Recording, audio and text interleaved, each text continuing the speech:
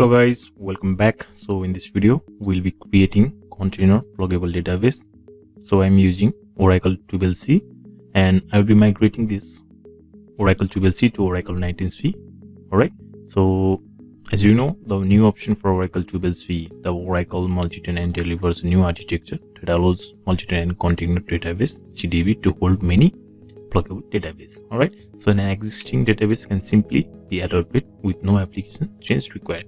So this tutorial describes activities to help you create and manage pluggable database and use them for your requirement. So we will create one container database, MYCDB, and three pluggable database, PASSDB, PRODDB, and DASHDB.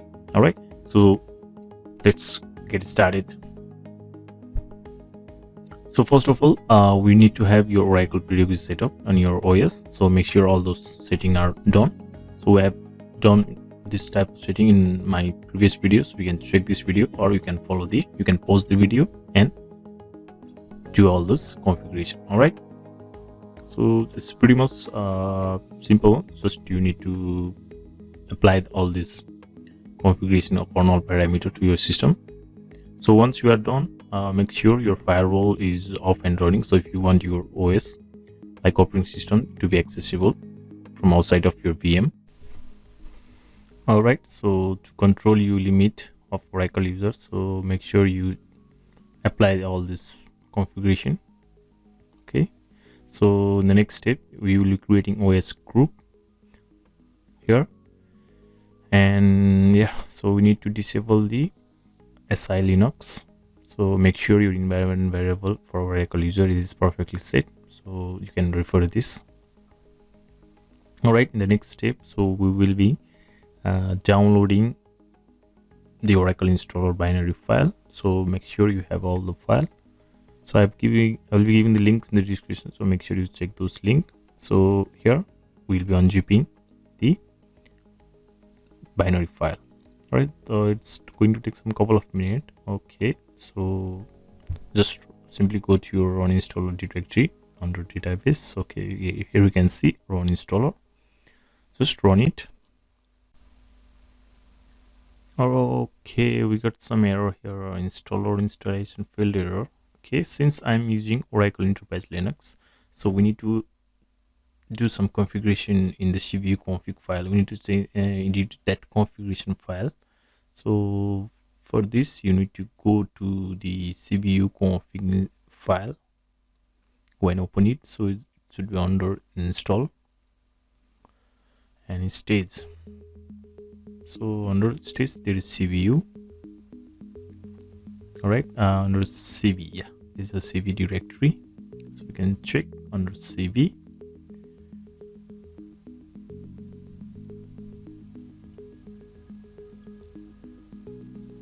Under CV there is a admin directory. So here you can see CPU config file. So just edit it, open it with the VI editor. So you can check the fallback to this distribution ID. So you need to give your OS distribution ID. Since I'm using Oracle 8.3, I'm giving it to 8.3. Okay, fallback to the distribution ID. So we need to, right now it's commented out, so just comment it out. Sorry, so you need to enable it, save it, and simply run. Go to your installer directory and run the Oracle installer.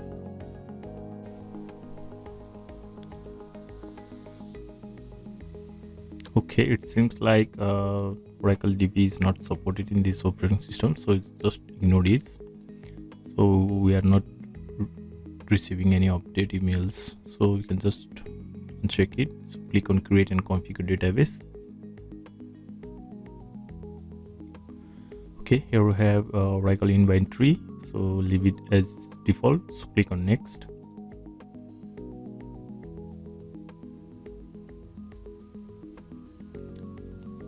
So click on next. Here is a summary, so just simply click on install. All right, some script are needed to be run by Oracle no, not Oracle user, it's a root user. So simply run that to script. So you can copy paste and run it. All right. Okay. So after you have done, click on OK. So your Oracle software is successfully installed. Now run the net manager. So we will configure the listener for container database and pluggable database. All right. So click on listener and click on add.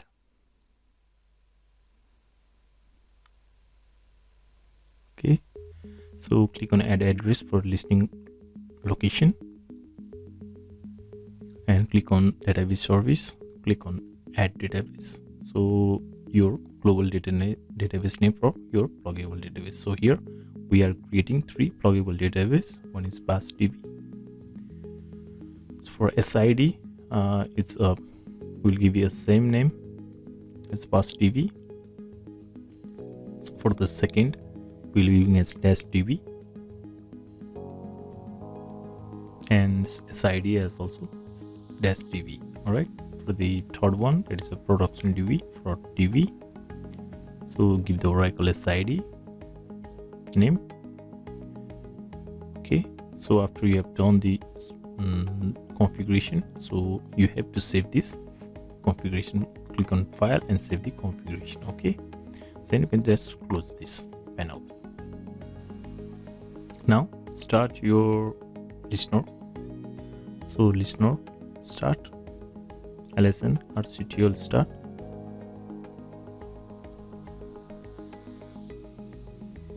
Okay, here we can see our instance DASHDB, PASSDB and production DB is up and running. So we will configure database configuration like DB configuration. DB is here on the dbca command.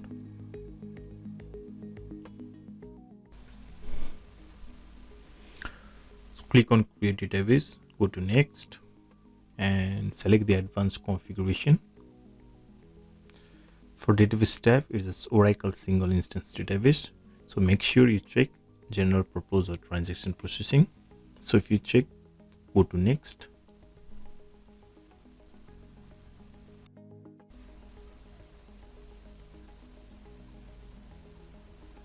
Okay, we are in the here database global database name. MYCDB is for container database name. So make sure you check create an empty container database. All right, so we'll be using the database storage attribute. Next, click on next. Okay, your listener is up and running. Click on next. So for memory management, you can set it as it is. So for process, so I'm going to set as 1000. For character set is Unicode, AL32, UTF-8. Connection mode is dedicated server mode. All right. Click on next. Okay, you can simply ignore this and click on next. So here it's administrative password for all the account. So give your password.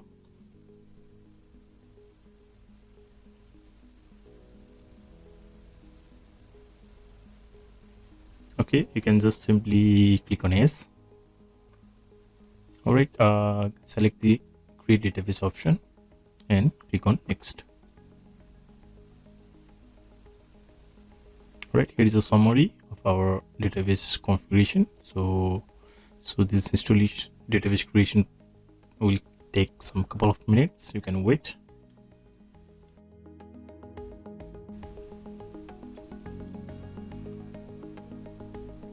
All right, here you can see our database creation has been completed. So far so good. So our next step will be creating a pluggable database. So to create a pluggable database, we have to run the dbca command, database configuration assistant command. So make sure you check the manage pluggable database and click on next and click create a pluggable database and just click on next. So create a new pluggable database from PDB seed. All right, so give a pluggable database name.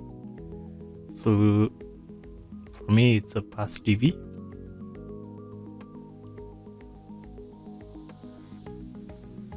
So administrator username, it should be, you can give your name PASSDB underscore adm admin, and give the administrator password for the PDB user. All right, so file system should keep it as it is. So click on next. So here is a summary. Click on finish. So it will finish quite quickly. So click on close. So to create another pluggable database, we need to run again the same command, dbca command. So make sure you check the pluggable database. Click on create a pluggable database. Next, the same step. Okay, for here database pluggable database name is for -db. Right, similarly the administrator username -db underscore adm. Here we have administrator password, so give your administrative password. All right, okay, simply click on finish. It will quickly finish. All right, the next step is also same for another PDB pluggable database, that is for -PRODDB. Pluggable database name, give your name, it's a PRODDB, right?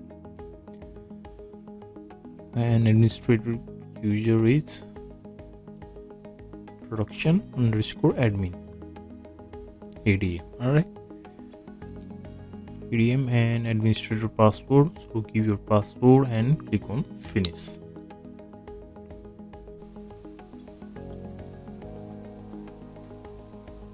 So it will quickly finish creating a pluggable database.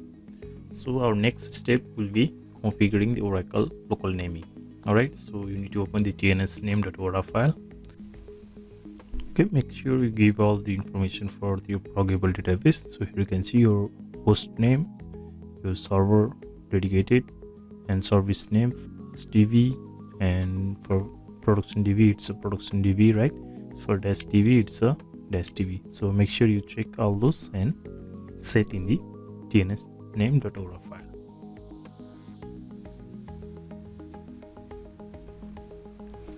So during recording of this session, so I made some mistake. The file name should be tnsname.ora file. So make sure you add those information on the tnsname.ora file, right?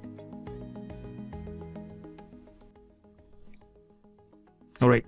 So to log into the SQL post, you need to export the Oracle, your container database name. So yeah, this is export Oracle SID.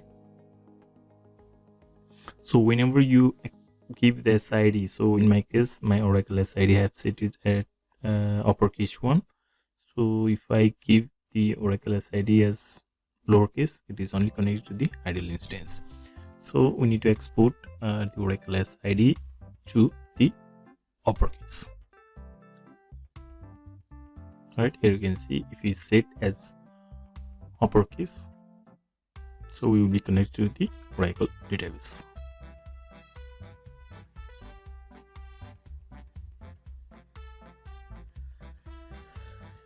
Okay, so that's the difference. That's why I'm getting such message. So in the next step, we will check the instance names and status from the database. Okay, you can give us select instance names, status from instance, like the $mark and instance. So you can see your instance name as MYCDB and status is open.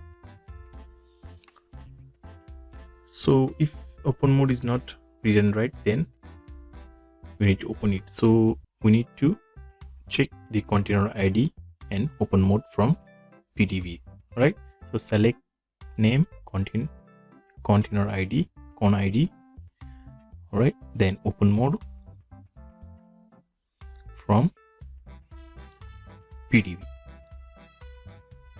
That's pluggable database. So here we have all written right. PASSDB, DASHDB, that's also written right. So if it is not read and write, so you need to open it. All right.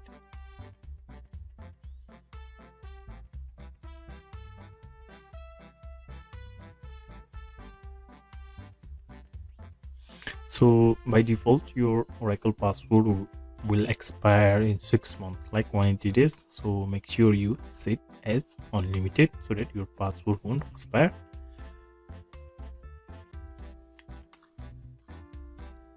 So here I'm creating some sample schema for our